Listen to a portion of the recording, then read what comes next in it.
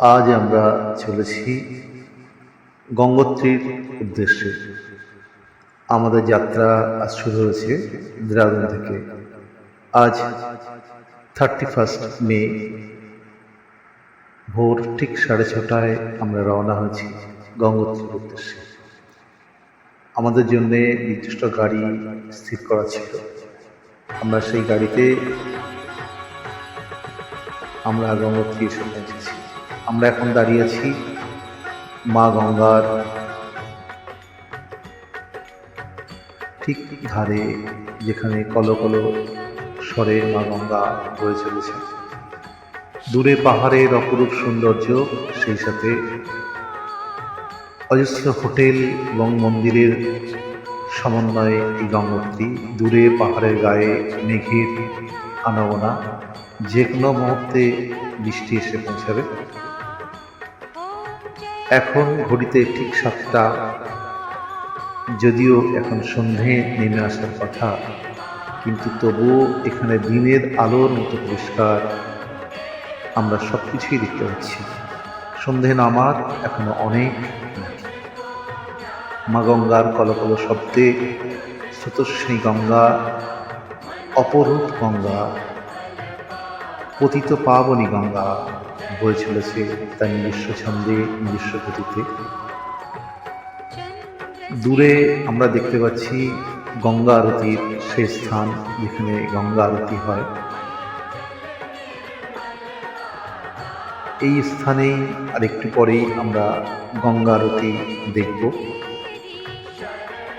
গঙ্গা আরতির সে স্থান এখন প্রস্তুতি হচ্ছে গঙ্গা আরতির জন্য। আর মা গঙ্গা তার নিজের ছন্দে, নিজের গতিতে, অবিরাম গতিতে, কল্লোলিনী কলকল শব্দে, অজস্র ধারায় বয়ে চলেছে। 4 ধামের এক ধাম এই গঙ্গোত্রী। এখানে না আসলে এই অপরূপ সৌন্দর্য আমরা উপভোগ করতে পারতাম না। আমার ভিডিওর কিছু সমস্যার গোলযোগের জন্যে আমি পুরো ভিডিওটা এইভাবে দেখাতে পারলাম না। কিছু অংশ তার একটু ছোট করে দেখাতে বাধ্য হলাম, কারণ একটু সমস্যার জন্যেই এই ঘটনাটা ঘটেছে। তো আমরা একটু বাদেই দেখব মা গঙ্গার আরতি, যেখানে গঙ্গা আরতি শুরু হবে কাঁসর ঘণ্টার সাথে। মা গঙ্গার গানের সাথে সাথে গঙ্গা আরতি আমরা দেখব। সন্ধে নামার এখন বেশ কিছু দেরি। মা পতিত পাবনী গঙ্গা কে আমরা দেখতে পাচ্ছি, তার কলকল শব্দে বয়ে চলেছে। গোমুখ থেকে এই গঙ্গার উৎপত্তি। কথিত আছে ভগীরথ স্বর্গ থেকে গঙ্গাকে নিয়ে এসেছিলেন আমাদের মর্তধামে। সেই মর্তধামে মা গঙ্গা তার নিজস্ব ছন্দে বয়ে চলেছে। এদিকে গঙ্গা আরতি শুরু হয়ে গেছে, আমরা দেখতে পাচ্ছি।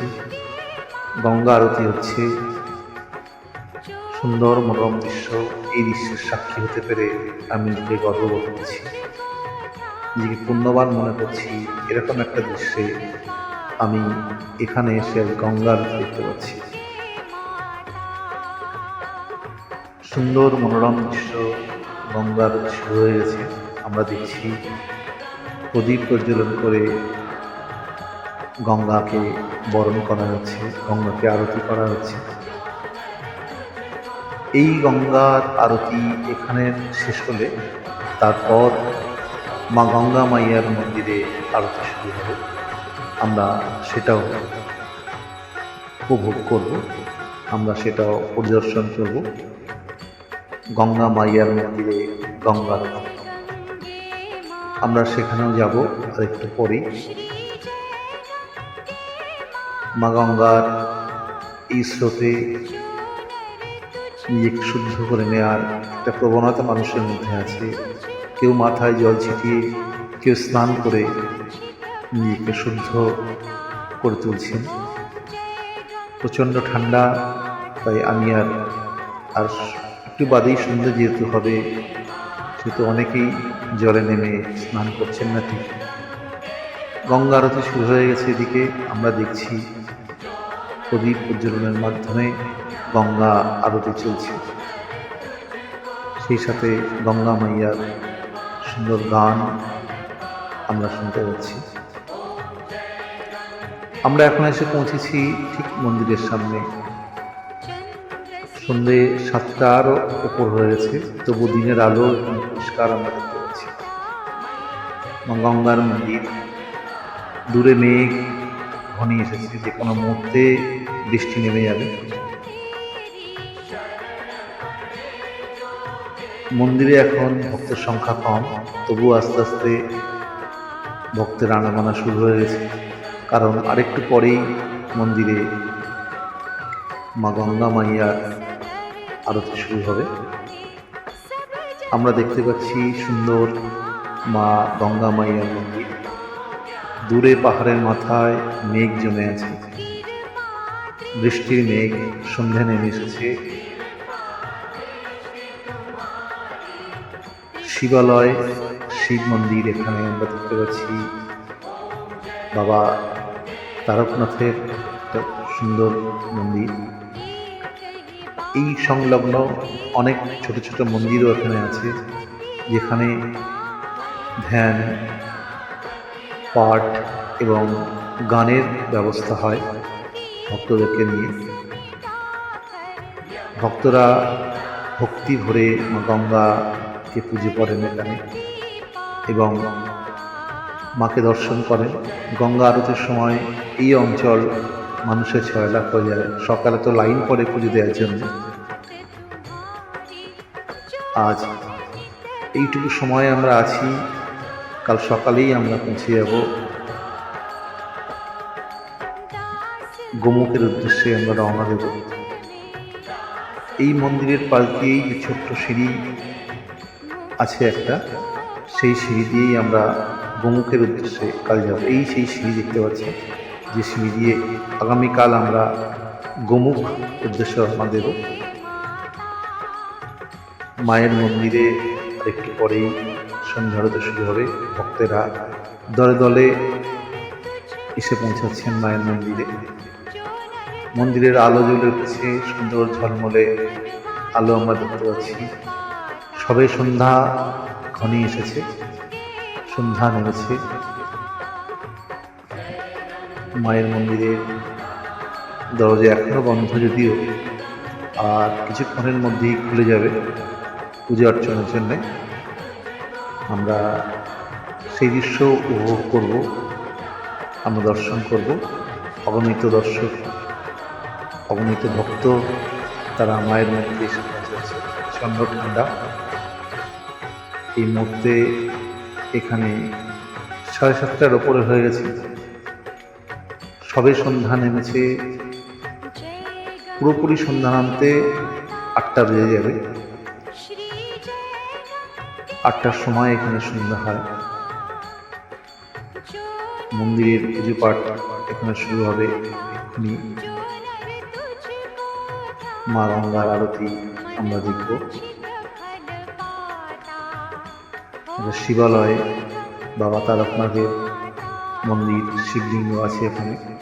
নন্দী সে নিজস্ব ভূমিমায় বাবাকে দেখছি। এই যে রাস্তা আমরা দেখতে পাচ্ছি, এটা যাওয়া আসার গেট। সুন্দর পাইন কাঠ দিয়ে এই সুদৃশ্য ফলকখানি প্রস্তুত করা হয়েছে। এই গেট দিয়েই মূলত মন্দিরের প্রবেশ এবং প্রস্থান দুটোই এই গেট দিয়ে মানুষ করে থাকেন। এখানে অনেকে ভক্তি করে পুজো দেন, এমনকি গয়ার মতো এখানে মানুষের প্রিয়জনের মৃত্যুর পরে এখানে পিণ্ডদানের ব্যবস্থা আছে, যদিও আজ আমরা সেখানে পৌঁছাতে পারিনি। অজস্র পসরা সাজিয়ে দোকানিরা বসে আছেন তাদের পসরা নিয়ে। পুজোর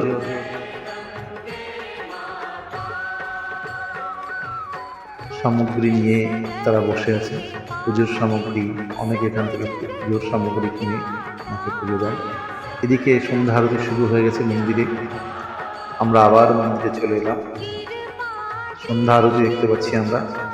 মা গঙ্গা মায়াকে সন্ধ্যা আরতি প্রদান করছেন রোহিত মশাই। আমরা অনেক দূরে দাঁড়িয়ে আছি, দূরে দাঁড়িয়ে সেই মনোরম সন্ধ্যা আরতি আমরা উপভোগ করছি। এই সুন্দর দৃশ্যের সাক্ষী হতে করে সত্যি নিজেকে ভালো লাগছে, ধন্য মনে হচ্ছে। আপনারা অবশ্যই আসবেন গঙ্গোত্রীর উদ্দেশ্যে। গঙ্গোত্রী ৪ ধামের এক ধাম। সন্ধ্যা পুরোপুরি নেমে গেছে, চারিদিকে অন্ধকার, শুধু মন্দিরের আলোয় অপরূপভাবে সেজে গেছে মা গঙ্গা মায়ের মন্দির। আগামীকাল আমরা রওনা দেব গোমুখের উদ্দেশ্যে। আজ সত্যি খুব ক্লান্ত, কারণ সেই ভোর 6:30টায় আমাদের যাত্রা শুরু হয়েছে, আর বিকেল 4টে নাগাদ আমরা এখানে এসে পৌঁছেছি। আসার সময় কিছু বৃষ্টি আমরা লক্ষ্য করলাম,